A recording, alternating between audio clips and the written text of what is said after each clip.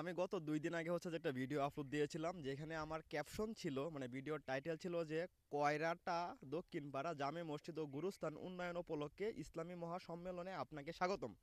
So এইখানে মূলত হচ্ছে যে কয়রাটা না কয়রাটি হবে। সো লেখার পরে যখন আমি স্পেস দিছি তখন এটা অটোমেটিকলি কয়রাটা হয়ে গেছে। আসলে এখানে আমি আসলে এটা পরবর্তীতে আর মানে দেখি নাই আর কি, আপলোড করে দিছি। তো আমার এক ভাই কমেন্ট করছে, এস কে কাউসার আলম। তো ভাই কমেন্ট করছে, লেখছে কয়রাটা হবে না, মানে কয়রাটা লেখার পর ক্রস দিছে এবং লেখছে কয়রা রি হবে, ঠিক মার্ক দিছে। ঠিক আছে, তো ভাই কয়রা রি হবে না কয়রা টি হবে।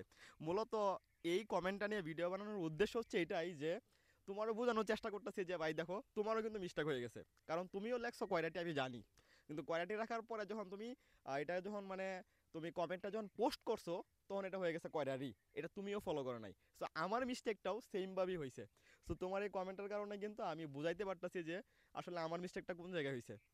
সো দেখো, কয়রা টানা ক্রস দিছো, তুমি ঠিক মার্ক দিছো কয়রা রি হবে, কিন্তু এটা কয়রা রি হবে না কয়রা টি হবে।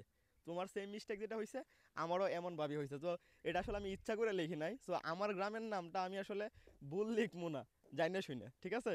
সো কমেন্টটা করছো, যদিও আমার ভুল ধরাইতে গেছো, কিন্তু ভুল ধরাইতে যায় কিন্তু তোমারও ভুল হয়েছে, কিন্তু আমি জানি সেটা তুমি ভুল করো নাই। বরং হচ্ছে যে তুমি লেখছো ঠিকই, কিন্তু মোবাইল অটোমেটিক তোমার স্পেলিংটার বাদ দিয়ে সে মানে তার মতো করে একটা স্পেলিং দেওয়া লিখে দিছে কয়রারি। সো এই হচ্ছে ব্যাপার।